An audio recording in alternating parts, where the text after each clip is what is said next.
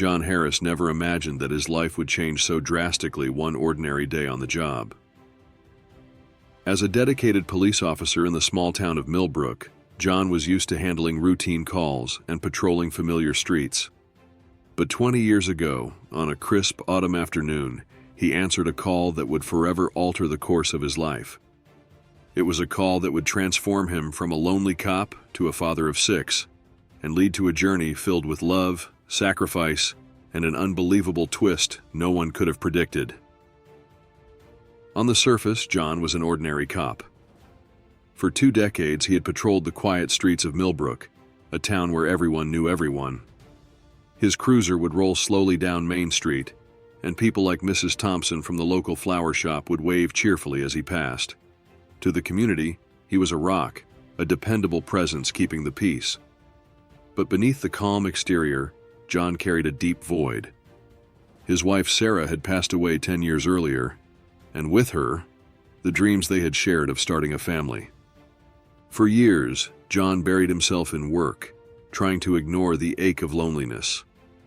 The empty house he returned to each night served as a painful reminder of the life he had once envisioned, filled with laughter, the pitter-patter of small feet, and bedtime stories. Instead, it was just him, surrounded by silence. But fate had other plans. It all began with a call. Possible abandonment case involving multiple minors, the dispatcher had said. Proceed with caution. John's heart raced as he flipped on his sirens, speeding toward the address.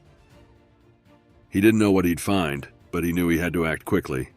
When John arrived at the small, dilapidated house, the faint sound of crying met his ears. He approached cautiously, knocking on the door. "Police, is anyone home?" he called, but there was no answer, only the sound of soft sobs from inside. With a deep breath, John entered the house, and what he found inside would change his life forever. Huddled together in the corner of a barren living room were 6 young girls, their wide eyes filled with fear and uncertainty. The oldest, no more than 12, cradled a toddler in her arms, doing her best to comfort her sisters. The house was cold and empty, with no sign of their parents. The oldest girl, Amara, looked up at John with a mix of hope and trepidation. "They're not coming back," she said softly. "Our parents, they were in an accident." John's heart broke as he knelt beside them. He radioed for backup and child protective services, but in that moment he knew. These girls had already lost so much. They needed more than just the system to step in. They needed a home. They needed love. And in that split second, a decision began to form in his mind. A decision that would change everything. But what moved John Harris to adopt these 6 girls? And how would this act of kindness ripple through their lives in ways no one could have predicted? And more importantly, how would these girls, now grown, repay him for the love and sacrifice he gave them? Stay tuned as we dive into this incredible story of resilience, family, and a repayment so unbelievable, it will leave you speechless. Before we continue, let us know where you're watching from today in the comments below. And if this story of love and sacrifice resonates with you, don't forget to hit that subscribe button and turn on notifications so you never miss a story that touches the heart. The decision John Harris made that day was one he never expected to face. The 6 girls huddled together in that cold, empty house stirred something in him that had long been dormant. After losing his wife Sarah, John had given up on the idea of family. But here, right in front of him, were 6 girls who needed just that. Someone to love them, someone to protect them. But taking in 6 children? That was something no one could have anticipated. As the social workers arrived to assess the situation, the room was filled with quiet murmurs and concerned looks. John stood off to the side, watching as the professionals spoke in hushed tones. He caught fragments of their conversation. "It'll be hard to place all 6 together. The older ones might struggle to find homes, and cultural differences could be a challenge for potential adoptive families." John's heart sank. These girls had already lost so much, and now they were facing the prospect of being separated. It didn't sit right with him. He didn't know these girls yet, but the thought of them being torn apart after everything they had been through felt like another cruelty they didn't deserve. Before he could stop himself, John spoke up. What if I took them?" His voice cut through the room like a shockwave. Everyone turned to look at him, social workers, fellow officers, and even the girls themselves. For a moment there was silence, as if no one had heard him right. Even John felt a little stunned by his own words, but the feeling of certainty, the connection he had felt with these girls from the moment he saw them, remained. Linda, the lead social worker, stepped forward cautiously. "Officer Harris," she began gently, "this is a massive responsibility. 6 children, especially given their situation and cultural background. Are you sure you understand what you're asking for?" John nodded, though his heart was racing. He didn't have all the answers, and he knew it wouldn't be easy. But something deep inside told him that this was the right thing to do. "I understand," he said quietly. "But they've already lost their parents. They shouldn't lose each other too. If it's possible, I want to keep them together." Linda's eyes softened, but her expression remained cautious. "Why don't we discuss this further at the station? This isn't a decision to be made on a whim." John agreed, and before he left, the oldest girl, Amara, approached him. Her face was etched with worry, but there was a flicker of hope in her eyes.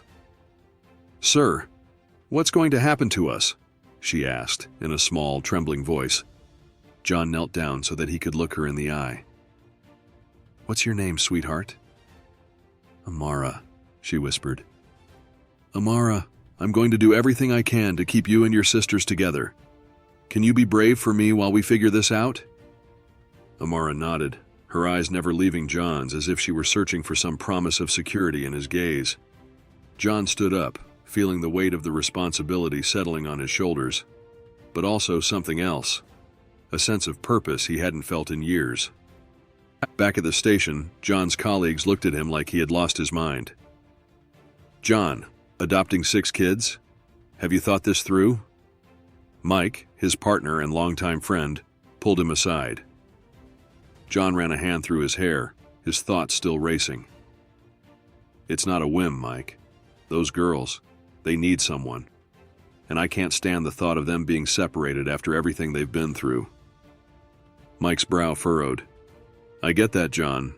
But 6 kids? And they're black. You're a white guy in a small town. You know it's not going to be easy." John nodded, acknowledging the truth in Mike's words. "I know, but this feels right. I can't explain it, but I feel like I'm meant to do this." Over the next few days, John found himself buried in paperwork, meetings with lawyers, and interviews with social workers. Every detail of his life was examined: his finances, his home, his motivations. Linda, the social worker, asked him countless questions. "Why do you want to do this? Do you understand the cultural differences? How will you navigate raising 6 black girls in a predominantly white town?" Through it all, John remained steadfast. He didn't have all the answers, but he knew one thing for sure. He wasn't going to let these girls be separated. "I know it's going to be hard," he admitted during one of the interviews, "but I've spent my life protecting this community. Now I have a chance to make a real difference in these girls' lives. I can't turn my back on that." Linda listened carefully, and after a long pause, she nodded. "It won't be easy, Officer Harris. These girls have been through trauma, and they'll need a lot of patience and understanding. But if you're truly committed, we can make this work." And just like that, John's life changed forever. The paperwork was finalized, and a few weeks later, John found himself standing outside the temporary foster home where the girls had been staying. His heart pounded as he knocked on the door. Inside, he could hear the faint sound of laughter, and soon the door swung open to reveal Amara's face. Her expression was one of cautious hope. "Officer Harris?" she asked, her voice barely above a whisper. John knelt down, smiling warmly at her, and the curious faces of her sisters peeking out from behind. "Amara, I promised I'd do everything I could to keep you girls together. Remember?" She nodded slowly, her eyes wide with anticipation. John took a deep breath, his heart swelling with emotion. "How would you and your sisters like to come live with me? To be a family?" For a moment there was silence, as if the girls couldn't quite believe what they had just heard. Then, slowly, Amara's face broke into a radiant smile. She turned to her sisters, nodding excitedly, and in an instant, John was surrounded by small arms, hugging him tightly. As he held them close, John felt the walls around his heart crumbling. This was it. This was the family he hadn't even known he needed. The road ahead would be challenging, filled with ups and downs. But in that moment, John knew that he had made the right choice. The small town of Millbrook was about to witness something extraordinary, a journey of love, growth, and the unbreakable bonds of family. And for John Harris, the adventure of a lifetime was just beginning.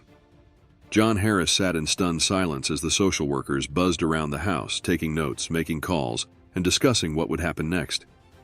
He couldn't tear his eyes away from the 6 girls huddled together on the worn-out couch, their small bodies trembling with fear and uncertainty. He couldn't help but think of how his life had been turned upside down in a matter of minutes. These girls, Amara, Simone, Tiana, Zoe, Layla, and little Jasmine, had just lost their parents in a tragic car accident. Now they were about to lose something else: each other. The social workers were already whispering about how difficult it would be to keep the girls together. "There's no way we'll find a foster family to take in all 6, one of them said. "They'll have to be split up." John's heart sank. Split up? These sisters had just lost their family. Now they were facing the prospect of being torn apart, sent to different homes, and possibly never seeing each other again. His mind raced. Couldn't something be done? Someone had to step in. He wasn't sure what possessed him in that moment, but before he knew it, the words were spilling out of his mouth. "What if I took them?" John said, his voice barely above a whisper. The room fell silent. Every head turned to look at him, including the social worker named Linda, who had been leading the case. She raised an eyebrow, clearly taken aback. "Officer Harris, adopting 6 children. That's a huge responsibility. You'd be taking on not just the care of these girls, but all the challenges that come with raising them." John nodded, trying to hold his ground despite the whirlwind of thoughts spinning through his mind. "I know it's not going to be easy," he admitted, "but I can't stand the thought of them being separated. They've already lost so much. They need to stay together." Linda approached him cautiously. "I don't think you fully understand what you're asking. These girls, they've been through a trauma. They need a lot of emotional support. And, well, they're 6 black girls. There will be cultural challenges that you, as a white man, may not be prepared for. Are you sure this is something you want to take on?" John took a deep breath, his resolve hardening. "I don't know everything," he confessed. "But I do know that I want to help them. I want to give them a home. I want to keep them together." Linda studied him for a long moment before finally nodding. "All right, Officer Harris. If you're serious, we can start the process. But you need to understand that this won't be a decision made overnight." John's heart raced. This was real. He had just taken the first step toward becoming a father, something he thought was never going to happen after his wife Sarah had passed. But now, the void left by her absence didn't feel so vast. He had a purpose again, a chance to make a difference. The social workers explained that adopting all 6 girls would involve a rigorous evaluation process. It wasn't just about filing paperwork. John would have to undergo home studies, interviews, and background checks. And there would be ongoing training and counseling sessions, not only to help the girls, but to prepare him for the unique challenges ahead. "This is a life-changing commitment," Linda reminded him, her tone serious but kind. "These girls will look to you for everything, for comfort, guidance, support. Are you ready to be their father?" John hesitated for only a moment, the weight of his decision settling in. But as he glanced over at the girls, who were clutching each other tightly, their eyes wide with fear, his heart made the decision for him. "Yes," he said, his voice firm. "I'm ready." As the night wore on, John found himself knee-deep in paperwork and questions from social workers, lawyers, and welfare experts. They asked him about his motivations, his ability to provide for the girls, and his understanding of what it meant to adopt 6 children from a different racial background. Through it all, John remained firm. "I know it's going to be hard," he said, "but I've spent my life protecting this community. Now I have a chance to protect these girls, to make a real difference in their lives. I can't turn my back on them." Linda, who had been watching John carefully throughout the process, finally approached him as the night drew to a close. "You know, Officer Harris, I've seen a lot of situations like this," she said, "but I've never seen someone so determined to take on such a challenge. These girls are lucky to have someone like you in their corner." John gave her a small, tired smile. "I'm the lucky one," he replied softly. The next morning, John drove to the temporary foster home where the girls had been placed. His hands gripped the steering wheel tightly, his mind racing with thoughts of the future. Bedtime routines, school drop-offs, navigating the complexities of hair care, and handling 6 unique personalities. He was terrified, but deep down, he knew he was ready. When he knocked on the door, it was Amara, the oldest, who opened it. Her eyes widened in surprise when she saw him standing there. "Officer Harris?" she asked hesitantly. John knelt down to her level, offering her a warm smile. "I told you I would do everything I could to keep you and your sisters together, didn't I?" Amara nodded, her gaze full of hope. Behind her, the other girls peeked out from their hiding spots, curious, but still afraid. John's heart swelled with emotion as he looked at them. He cleared his throat, trying to keep his voice steady. "Well," he continued, "I was wondering how you and your sisters would feel about coming to live with me. To be a family." For a moment, there was only silence. Then slowly, Amara's face broke into a radiant smile. She turned to her sisters, nodding excitedly. One by one, the girls rushed toward John, wrapping their small arms around him, crying and laughing all at once. John felt a lump form in his throat as he held them close. For the first time in years, he felt something he thought he had lost forever: hope. The ride home was surreal. 6 young voices filled the car with a mix of excitement and nerves, and John couldn't help but laugh. His once quiet, solitary world had been upended in the best way possible. When they pulled up to the house, the girls hesitated, looking at their new surroundings with wide eyes. "This is your home now," John said softly. "It's not much, but we'll make it ours together." Amara was the first to step out, followed by the others. As they entered the house, John noticed the way the girls moved cautiously, as if they weren't sure how to act in a space that was now theirs. John crouched down beside them, smiling gently. "You don't have to be afraid," he assured them. "This is our home now, and we're going to be a family." As the girls slowly began to explore their new home, John felt a surge of hope. It was a long road ahead, filled with unknowns. But one thing was certain. From this moment on, they were a family. And whatever challenges lay ahead, they would face them together. The early days of John Harris's life as a new father were nothing short of chaotic. Going from living alone to suddenly having 6 children under his roof was like stepping into an entirely different world. The once quiet house was now filled with the sounds of laughter, tears, and the constant hum of little voices. But with all the noise came an overwhelming sense of purpose. John had always thought he understood what it meant to protect and serve, but nothing could have prepared him for the responsibilities of fatherhood. Each day was a whirlwind of activity. Mornings were the most challenging, with 6 girls to get ready for school, hair to braid, lunches to pack, and the inevitable squabbles between sisters.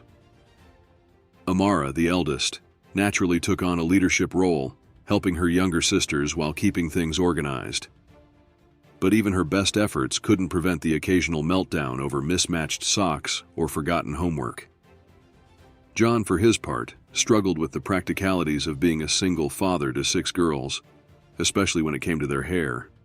Every morning he'd stare at the comb and hair products, feeling completely out of his depth. "Dad, can you help with Jasmine's hair?" Amara would ask, already juggling 3 other tasks. John would try, but his attempts often left the girl's hair looking more tangled than before. But it wasn't just the day-to-day tasks that weighed on John. There were deeper, more complex challenges that he hadn't fully anticipated. He was a white man, raising 6 black daughters in a predominantly white town, and with that came a host of cultural differences and societal pressures that he hadn't prepared for. He quickly realized that he couldn't fully shield his daughters from the looks they received in the grocery store, or from the whispered comments he overheard when they walked down the street together. Some of the comments were innocent enough, well-meaning but misguided. "You've got your hands full, don't you?" people would say with a chuckle, clearly trying to be friendly. But others were more cutting. "Are all of them yours?" someone once asked, eyeing the girls as though they didn't belong with John. It stung, but John knew he had to push through. His daughters needed him to be strong, to set an example of resilience and pride in the face of prejudice.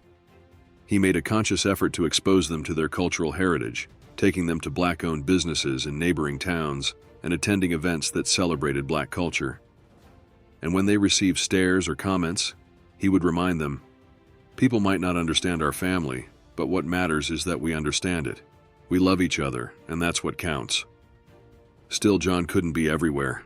He couldn't protect them from every hurtful word or ignorant assumption. And he learned this the hard way one afternoon when Amara came home from school with tears in her eyes. It was a sight John had rarely seen. Amara was strong, almost too strong for her own good sometimes. But today, she looked broken. "What happened?" John asked, kneeling down in front of her, his heart heavy with worry. Amara hesitated, biting her lip before she finally spoke. "Some kids at school, they said I didn't belong. They said I'm not really your daughter because I don't look like you." John's chest tightened with a mix of anger and heartbreak. He pulled Amara into a hug, holding her tightly. "I'm so sorry you had to hear that," he whispered, his voice thick with emotion. "But I need you to listen to me, okay? You are my daughter. It doesn't matter what anyone else says. We are a family, and that's something no one can take away from us." Amara sniffled, her face buried in John's chest. "But why do people have to be so mean?" John didn't have an answer for that. All he could do was hold her and promise that no matter what, they would face the world together. As the months passed, the bond between John and his daughters grew stronger. He became more adept at handling the everyday tasks. He even learned how to braid hair, thanks to YouTube tutorials and a lot of practice. But more importantly, he learned how to navigate the deeper emotional needs of his girls. Each daughter was unique, with her own challenges and dreams, and John made it his mission to support each of them in their individual journeys. Amara, the leader of the group, was the glue that held everyone together. She was mature beyond her years, always looking out for her younger sisters, often at the expense of her own needs. John had to remind her that it was okay to lean on him, that she didn't have to carry the weight of the world on her shoulders. Simone, the artist of the family, found solace in her sketchbooks. She'd spend hours drawing, her imagination pouring onto the pages. John encouraged her passion, making sure she had plenty of supplies, and even enrolling her in art classes at the local community center. Simone's talent blossomed, and soon her drawings adorned the walls of their home. Tiana, the athlete, was always on the move. Whether it was basketball, soccer, or track, she threw herself into sports with a determination that sometimes left her exhausted. John would watch her at practice, marveling at her speed and agility. He knew she had the potential to go far, but he also worried about the pressure she put on herself. "You don't have to be perfect, Tiana," he'd remind her gently. "Just give it your best, and that's enough." Zoe, the bookworm, was quieter than her sisters. She often got lost in her own world, nose buried in a book, even at the dinner table. John had to implement a no books at the table rule just to get her to engage in conversation with the family, but he loved her curiosity and thirst for knowledge, and he made sure to foster it by taking her to the library every weekend. Layla, the performer, was always putting on shows for the family. Whether it was singing, dancing, or acting out a scene from her favorite movie, she loved being the center of attention. John couldn't help but smile whenever she'd drag him into one of her performances, insisting that he play a role in her latest production. "You've got star power, kid," he'd tell her, and she'd beam with pride. And then there was Jasmine, the youngest, with her sweet nature and infectious laughter. Jasmine was the peacemaker of the family, always trying to diffuse tensions between her sisters. Whenever a fight broke out over who got to sit in the front seat or who ate the last piece of cake, it was Jasmine who would step in with a gentle word or a joke to lighten the mood. But even with all the love and support in the world, the challenges persisted. One particularly difficult moment came when Simone, at age 10, was the target of a racist comment from a classmate. It wasn't just the words that hurt, it was the fact that her teacher hadn't stepped in to stop it. Simone came home in tears, feeling powerless and confused. John was furious. He marched down to the school the next day and demanded to speak with the principal. "My daughter was attacked with words, and no one stepped in to defend her," he said, his voice shaking with anger. "That's unacceptable. I won't stand for it." The school took action, but the incident left a lasting mark on Simone. From that day forward, John knew he couldn't just protect his daughters from the world. They needed to be prepared to face it. He started having open conversations with them about race, identity, and the challenges they might face as black women in America. It wasn't easy, and there were days when John felt woefully inadequate, but he knew these were the conversations that needed to happen. In time, the girls found their strength. They leaned on each other, and on John, to navigate the complexities of growing up in a world that wasn't always kind. And through it all, their bond as a family only grew stronger. John had always thought of himself as a protector, a role he had played for years as a police officer. But as a father, he learned that protecting his daughters wasn't just about shielding them from harm. It was about empowering them to face the world with confidence and pride, to know their worth even when others tried to tear them down. And in that role, John Harris found his greatest purpose. The first few weeks after the adoption were a whirlwind of activity, emotions, and unexpected challenges. John Harris, a man used to a structured life on the police force, quickly found himself navigating a world that felt completely foreign. He had thought his years of experience would have prepared him for anything, but nothing could have fully prepared him for fatherhood, especially fatherhood of 6 young girls, each with their own unique needs and personalities. Mornings, once quiet and routine, had become chaotic and noisy, the sound of 6 alarm clocks blaring at different times, footsteps thundering down the hallway, and the endless chatter at breakfast was a far cry from John's previous solitary mornings. And then, of course, there was the hair. John hadn't realized how difficult it would be to care for 6 sets of curly, coiled hair. It became clear almost immediately that his skills with a brush and comb were severely lacking. One morning, after several failed attempts at creating what was supposed to be a simple ponytail for 4-year-old Jasmine, John sat on the edge of the bed, staring in defeat at the mass of tangled curls. "I'm sorry, sweetheart," he said softly, trying to hide his frustration. "Daddy's still learning." Jasmine, ever the optimist, patted him on the shoulder with her tiny hand. "It's okay, Daddy. We'll figure it out." That moment became a recurring theme over the next few months. John constantly felt like he was in over his head. He struggled to juggle work with parenting duties, often leaving the station as soon as his shift ended to rush home for dinner and homework time. His once meticulously kept house was now littered with school books, toys, and laundry. The girls' bedrooms, which he had hoped to keep tidy, looked like mini disaster zones most days. But beyond the everyday challenges of managing a household, John faced something much harder: the weight of raising black children in a predominantly white town. He had known that it wouldn't be easy, but knowing something in theory and experiencing it firsthand were 2 very different things. It started small, curious stares from neighbors, uncomfortable pauses in conversation, and the occasional awkward question from strangers at the grocery store. "Are they all yours?" they'd ask, their eyes flicking between John and the girls as if trying to piece together the puzzle. At first, John brushed it off, telling himself that people were just curious. But soon, The stares and questions became more pointed, less innocent. At the local diner one Saturday morning, John had taken the girls out for breakfast, something they had started doing as a weekend tradition. As they sat in the booth, laughing and talking, John noticed an older couple at the next table eyeing them. The woman leaned over to her husband and whispered something under her breath, her eyes never leaving John and the girls. Her husband nodded in agreement, his expression one of disapproval. John felt a familiar knot tighten in his stomach. He'd dealt with his fair share of prejudice as a police officer, but this felt different, more personal. He looked over at the girls, their innocent faces still full of joy, unaware of the judgment being cast their way. Amara, the oldest, caught his gaze and frowned slightly. She had always been perceptive, sensing when something wasn't quite right. "Dad," she said quietly, "why are those people staring at us?"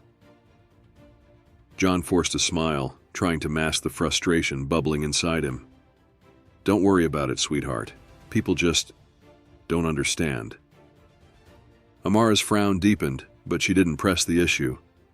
Still, John knew that the questions were only going to get harder as the girls grew older. One of the most challenging moments came just a few months after the adoption, during a parent-teacher conference at the girls' school. John had been excited to meet with the teachers and hear about how the girls were doing academically. For the most part, the feedback was positive. Zoe was excelling in reading, and Simone was a budding artist. But when it came time to discuss Tiana, the mood in the room shifted. "Tiana's grades have been slipping lately," her teacher Mrs. Warren said, her tone carefully neutral. "She's been having trouble focusing in class, and I've noticed she seems more withdrawn than usual." John frowned, concern tightening his chest. "That doesn't sound like Tiana. She's usually so energetic and focused." Mrs. Warren hesitated, glancing down at the papers in front of her before continuing. "I've also noticed that she's been spending more time alone during recess. Some of the other students, well, they've said things to her that may be affecting her behavior." John's heart sank. "What kind of things?" Mrs. Warren's voice softened. "It seems some of the other children have made comments about Tiana's appearance, her hair, her skin. Kids can be cruel, even when they don't fully understand the impact of their words." John's hands clenched into fists under the table, anger bubbling just below the surface. He had always feared that the girls would face discrimination, but hearing it confirmed was like a punch to the gut. He had tried so hard to create a safe, loving home for them, but he couldn't protect them from everything. "Have you addressed this with the other students?" he asked, his voice tight.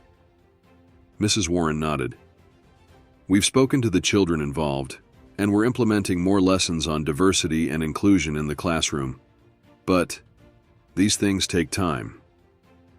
John left the meeting feeling both frustrated and helpless.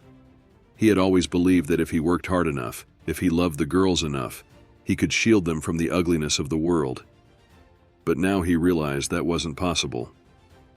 The world was going to see his daughters a certain way, no matter how much he tried to protect them. That evening, as he sat down with Tiana to talk about what had been happening at school, she looked up at him with tears in her eyes. "Why do they hate me, Daddy?" she asked, her voice trembling. "What did I do wrong?" John's heart broke. He knelt down beside her, pulling her into a tight hug. "You didn't do anything wrong, baby. People sometimes say hurtful things because they don't understand. But that doesn't mean there's anything wrong with you. You're beautiful and smart and kind. Don't ever let anyone make you feel less than that." Tiana sniffled, resting her head on John's shoulder. "But it hurts." John nodded, his throat tight with emotion. "I know, sweetheart, and it's okay to feel hurt. But I want you to remember something. You're strong, stronger than those words. And you're never alone in this. I'm here, your sisters are here, and we'll get through this together." Over the next few months, John made a conscious effort to talk more openly with the girls about race, identity, and the challenges they might face as they grew older. He attended workshops and sought out support from community leaders and other parents in interracial families. He even began taking the girls to a local black-owned hair salon, where they could not only get their hair done properly, but also connect with other black women who understood their experiences. The owner of the salon, Miss Anita, became a trusted confidant for John. She taught him about black hair care, shared advice on navigating cultural differences, and most importantly, reassured him that he wasn't failing as a father just because he didn't have all the answers. "You're doing the best you can," Miss Anita told him one afternoon as she braided Tiana's hair. "These girls are lucky to have a father who loves them so fiercely. You're going to make mistakes, that's part of parenting. But as long as you're willing to learn and grow, that's what matters." John took her words to heart. He knew there would be more difficult conversations ahead, more moments when he felt completely unprepared for the task in front of him.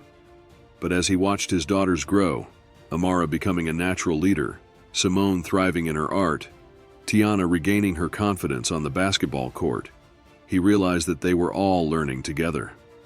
The challenges of raising 6 girls, particularly in a world that didn't always understand or accept them, were immense. But John had come to see those challenges as opportunities, not just to protect his daughters, but to empower them, to teach them that they were worthy, loved, and capable of achieving anything they set their minds to. And in doing so, John discovered something else. He wasn't just shaping their future, they were shaping his too. As time passed, the Harris family settled into a new rhythm. What had once been chaotic now became routine, and the home that once echoed with uncertainty was now filled with laughter, love, and the unmistakable sound of 6 growing girls finding their place in the world. Each day was a learning experience, not just for John, but for the girls as well.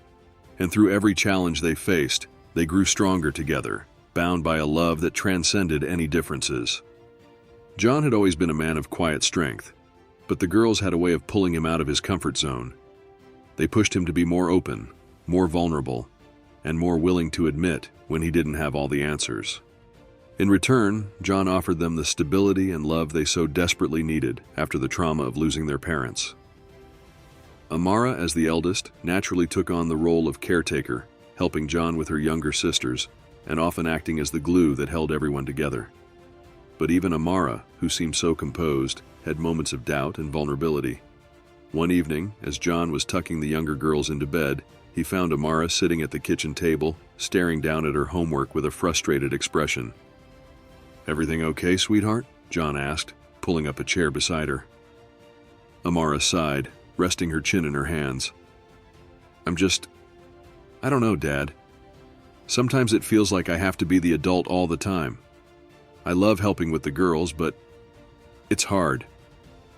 John reached out, gently placing his hand over hers. "I know, Amara, and I'm so proud of how responsible you've been. But you're still a kid too.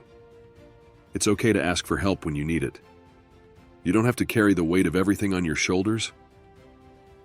Amara's eyes filled with tears, and she quickly wiped them away, embarrassed. "It just feels like, if I'm not there for them, who will be?" John's heart ached at the thought of his daughter feeling so burdened. "You're not alone in this, Amara. We're a team, and I promise, I'll do my best to make sure you don't have to grow up too fast." They sat together in silence for a moment, the weight of their shared responsibilities hanging in the air. But in that quiet moment, John realized something important.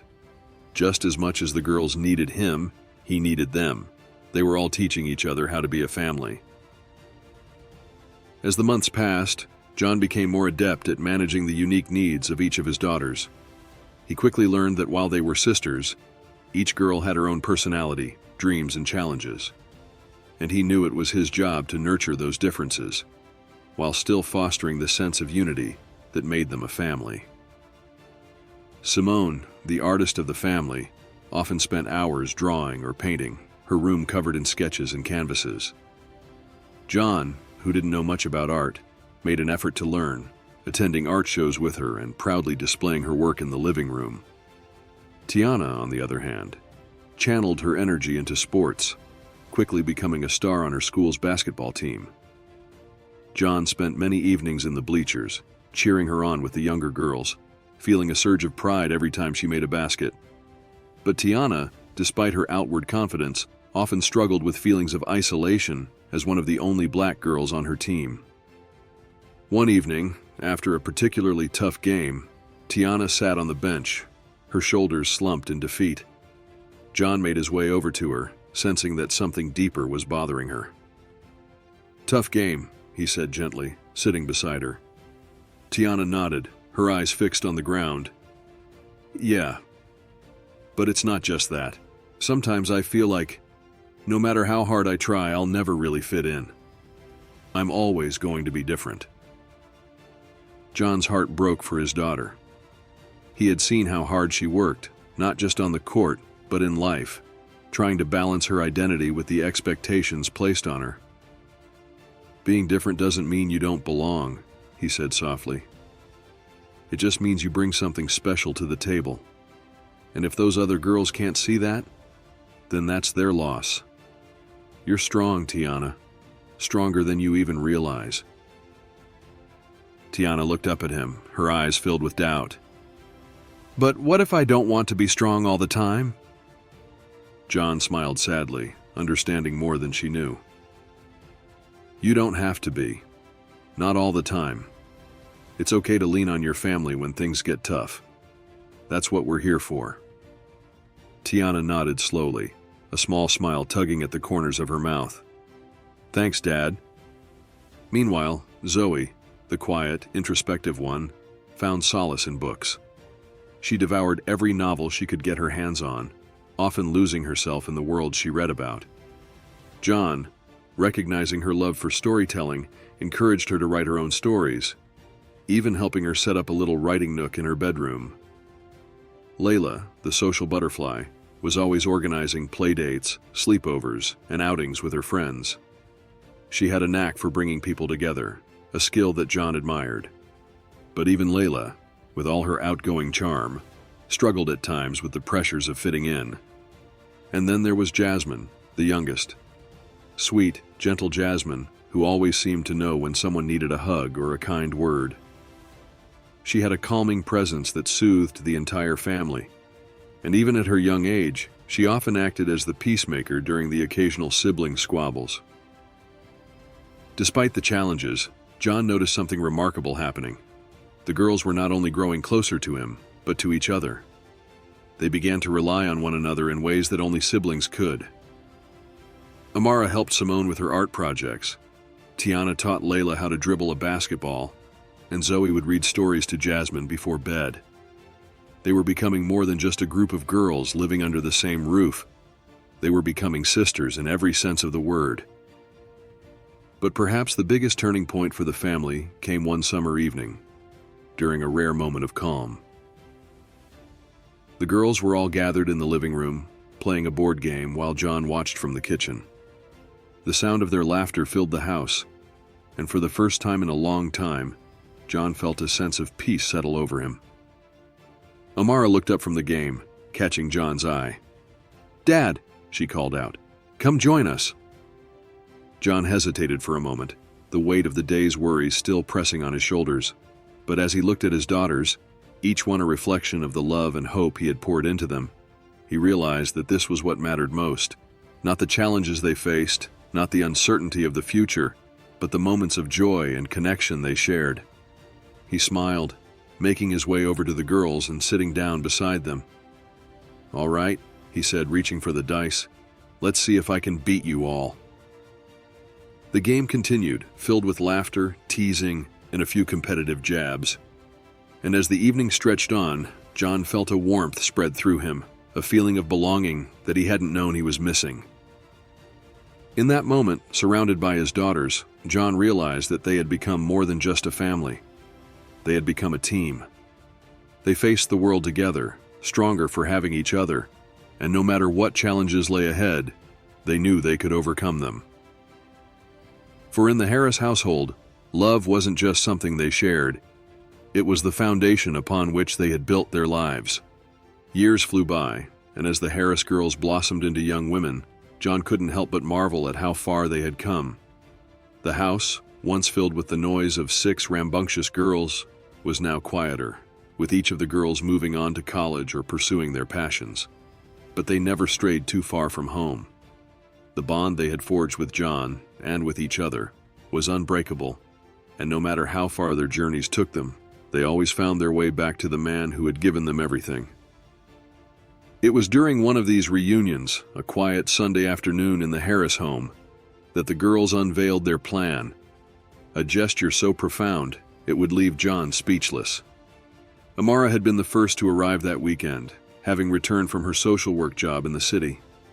She sat at the kitchen table, sipping tea and watching her father prepare dinner, a knowing smile on her face. "Dad," she began, her tone casual, "I've been thinking a lot lately about everything you've done for us." John glanced at her, raising an eyebrow. "Oh? What brought that on?" Amara shrugged. "Just reflecting, I guess. You sacrificed so much. Your time, your energy. You gave us a home when no one else wanted to." John chuckled, waving her off. "You girls have given me far more than I ever gave you." Amara was about to reply when the front door opened, and Simone and Tiana burst in, their voices filling the house with excitement. "Dad!" Simone called, running into the kitchen with a grin on her face. "We have news?" John smiled warmly at the sight of his daughters, his heart swelling with pride. "What's all this excitement about?" Simone and Tiana exchanged a glance, their eyes twinkling with mischief. "You'll see," Tiana said cryptically. The rest of the girls soon followed, Zoe with her backpack slung over her shoulder, Layla carrying her favorite board game, and Jasmine trailing behind, her arms filled with snacks for the evening's family movie night. As they all gathered in the living room, the familiar sounds of laughter and chatter filled the air, and for a moment, it felt like old times. But there was an air of anticipation, a shared secret that John couldn't quite put his finger on. After dinner, as they sat around the table, Amara cleared her throat and the room fell silent. "Dad," she began, her voice steady, "we've been talking a lot lately about how much you've done for us over the years. How you took us in when no one else would. How you raised us, loved us, and never once made us feel like anything less than your daughters." John shifted uncomfortably in his seat, unsure of where this conversation was heading. "I did what any parent would do," he said softly. "You didn't owe me anything for that." Tiana smiled, her eyes glistening with unshed tears. "But we do, Dad. You've given us everything, and we've been planning something special. Something to show you just how much we appreciate everything you've done." Before John could respond, Simone stood up, holding an envelope in her hands. "We all chipped in," she said, her voice thick with emotion. "We know how much you love this house, but we also know how much it means to you to give back, to help others, the way you helped us." She handed the envelope to John, who stared at it in confusion before slowly opening it. Inside, he found a letter, official-looking, with the logo of a charity organization he recognized but hadn't expected to see. "Dad," Zoe explained, her voice barely above a whisper, "we started a fund in your name, a foundation really, the John Harris Fund for Foster Care and Adoption. We've already raised enough to provide scholarships for kids who age out of the system to help them get a fresh start." John's eyes widened as he read the letter, his hands trembling. What is this?" he asked, his voice barely a whisper. Layla leaned forward, her excitement barely contained. "It's our way of giving back, Dad. You gave us a home, and now we want to help other kids who don't have one. The fund will provide grants for foster families, support for children who need it, and scholarships for those who want to go to college but don't have the means." John stared at the letter in disbelief, his heart pounding in his chest. "You girls did all this?" Jasmine nodded, her eyes shining with pride. "We couldn't have done it without you, Dad. You taught us what it means to be a family, to look out for each other. And now we want to pay that forward." Tears welled in John's eyes as the weight of what they had done hit him. The girls, the same girls he had once worried about protecting from the world, had grown into strong, compassionate women who were now giving back in a way that he never could have imagined. I don't know what to say, John stammered, wiping at his eyes. This is unbelievable. Amara reached across the table, squeezing her father's hand. You don't have to say anything, Dad. This is just our way of showing you how much we love you. You gave us a second chance at life, and now we want to help others have that same chance. John sat in stunned silence, the letter still clutched in his hand. For years he had wondered if he had done enough for the girls, if he had given them the life they deserved. But now, seeing the incredible women they had become, women who were using their experiences to help others, he realized that he had done more than enough. You girls, he said, his voice thick with emotion, have made me the proudest father in the world. I don't deserve any of this. Tiana shook her head, tears streaming down her face. Yes, you do, Dad. You deserve this, and so much more. We wouldn't be who we are today without you. As the girls gathered around their father, enveloping him in a group hug, John felt the full weight of their love and gratitude. He had never expected anything in return for raising them, but in that moment, he realized that the greatest gift he had ever received was right there in front of him. His daughters, strong, kind, and filled with the same love that had bound them together all those years ago. The John Harris Fund would go on to change countless lives, providing support for foster children and families in need. And while the fund was an incredible gesture, what meant the most to John was knowing that his daughters had internalized the lessons he had taught them. That love, family, and giving back to others were the most important things in life. As the night wore on, the Harris family sat together, sharing stories and laughter, just as they always had. But this time there was a deeper sense of purpose, a shared understanding that they were part of something bigger, something that would continue long after they were gone. John looked around at his daughters, each one more remarkable than the last, and felt an overwhelming sense of pride. He had always believed that family was more than just blood. It was about choice, about love, about being there for one another through thick and thin. And in that moment, he knew, without a doubt, that they were a family in every sense of the word. The years had a way of slipping by quietly, and soon, John Harris found himself on the porch swing of the home he had shared with his daughters for so long. The once chaotic house had settled into a peaceful rhythm now, with most of the girls pursuing careers, starting families of their own, or moving to different parts of the country. The echoes of laughter, sibling squabbles, and hurried mornings had given way to quieter moments. But no matter how far life took them, the bond that had held them together never wavered. The Harris girls always found their way back to John and to each other. It was a crisp autumn evening, and the leaves rustled softly in the breeze. John sat with a cup of tea in hand, watching the sun dip below the horizon. He couldn't help but reflect on how life had brought him to this very moment. The past few decades had been filled with challenges he never could have imagined when he made the decision to adopt 6 little girls. That decision, made on a whim, had grown into something far more profound than he ever anticipated. Back then, he had been a lonely police officer, grieving the loss of his wife and the future they had once envisioned together. His home, though modest, had felt empty. There were nights when the silence pressed in on him, threatening to drown out any sense of purpose he had left. But then fate intervened, bringing Amara, Simone, Tiana, Zoe, Layla, and Jasmine into his life, forever changing the course of his destiny. He chuckled softly to himself, remembering the early days, learning how to braid hair, burning dinners as he tried to cook for a family, and attempting to understand the emotional whirlwind of raising 6 daughters. It hadn't been easy.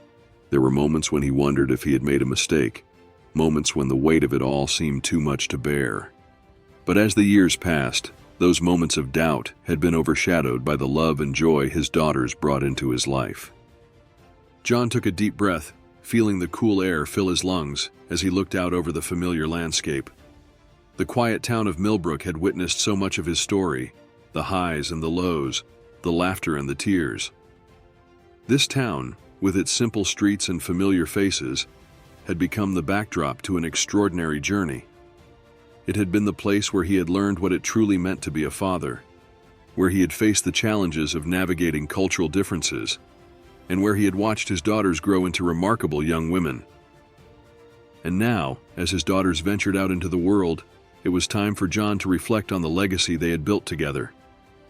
A legacy that had begun with a single act of love. It had been nearly 5 years since the girls had surprised him with the John Harris Fund for Foster Care and Adoption. Since then, the fund had grown beyond anything they had expected, helping thousands of children find homes, providing grants for families, and even funding scholarships for kids aging out of the system. John had never imagined that the choice he made all those years ago would ripple out in such a profound way. What had begun as a personal decision to keep 6 sisters together had evolved into something much bigger, a movement, a beacon of hope for children in need. But the fund wasn't just about the children it helped. It was about the message it sent. It was a testament to the power of love, to the idea that family isn't just about shared blood or skin color. It was about choice, about standing by the people you love, no matter what. And that was a lesson his daughters had internalized deeply. John smiled, thinking of how each of his daughters had gone on to pursue their passions, giving back to the world in their own unique ways. Amara, now a respected social worker, spent her days advocating for children in foster care, ensuring that they had the support and resources they needed to thrive. She had become the voice for those who felt unheard, tirelessly working to improve the system that had once threatened to tear her family apart. Simone had become a celebrated artist, her work exploring themes of identity, family, and belonging. Her paintings, bold and expressive, had garnered attention from galleries across the country, and she had recently been invited to showcase her work internationally. Through her art, she was able to tell their family's story in a way that words could never fully capture, expressing the complex emotions of being part of a multiracial adoptive family. Tiana had transitioned from a star athlete to a coach, mentoring young girls and teaching them the value of perseverance and teamwork. She had taken her love for basketball and turned it into a passion for guiding the next generation of players, many of whom looked up to her not just for her athletic skills, but for her wisdom and kindness. She had become a role model, not just on the court, but in life. Zoe had blossomed into a successful writer, penning novels that reflected the complexities of growing up in a multiracial family. Her books were praised for their honest portrayal of identity and belonging, and she had recently been named a finalist for a prestigious literary award. In her novels, Zoe explored themes of race, family, and finding one's place in the world, drawing from her own experiences growing up in the Harris household. Layla, always the activist, had become a city council member, using her platform to fight for social justice and equality. She had a fiery spirit and an unshakable commitment to making her community a better place for everyone. Her work on the council had led to tangible changes in policy, particularly in areas of education and housing, and she was already being talked about as a rising star in local politics. And Jasmine, the youngest, had followed in John's footsteps, joining the police force and working to improve relationships between law enforcement and the communities they served. She had taken on the challenge of changing the system from within, advocating for reform and pushing for greater accountability. Her work had earned her the respect of her peers, and she had become a bridge between the force and the people they were sworn to protect. Each of them, in their own way, was carrying forward the lessons John had tried to teach them: the importance of love, empathy, and resilience. And now, as he watched them succeed, he felt an overwhelming sense of pride. They had repaid him in ways he never could have imagined, not with grand gestures or material things, but by living lives filled with purpose, compassion, and strength. The creak of the screen door behind him pulled John from his thoughts. He turned to see Amara stepping out onto the porch, her coat wrapped tightly around her to ward off the evening chill. "Hey, Dad," she said softly, taking a seat beside him. "You okay?" John smiled, nodding. "Just thinking about life. About how far we've all come. Amara glanced over at him, her eyes soft with affection. You've been doing a lot of reflecting lately. John chuckled. Guess that's what happens when you get to my age. They sat in comfortable silence for a few moments, watching as the stars began to dot the sky. The sky above Millbrook had seen so much, storms and sunshine, loss and love. And tonight, it witnessed a father and daughter sharing a quiet moment, bound by the unbreakable bond of family. You know, John said after a while, I never imagined any of this. When I took you girls in, I thought I was doing something to help you. But the truth is, you all helped me more than you'll ever know. Amara smiled, her hand reaching out to rest on his arm. We've all helped each other, Dad. That's what family does. John nodded, his heart full. I'm proud of you, Amara. Of all of you. You've all become such incredible women. I don't know what I did to deserve it, but I'm grateful. Amara's eyes glistened with emotion. You gave us a home, Dad. You gave us love. That's all we ever needed. John looked at his daughter, his heart swelling with pride and gratitude. And you girls gave me a family. That's more than I ever could have hoped for. As they sat together, watching the night deepen, John knew that his journey wasn't over. There would still be challenges ahead. Life had a way of throwing unexpected obstacles in your path. But no matter what came next, he was ready. Because he had something far more valuable than anything else in the world. A family that loved him, that stood by him, that had grown stronger together. And that, John realized, was the most unbelievable payback of all.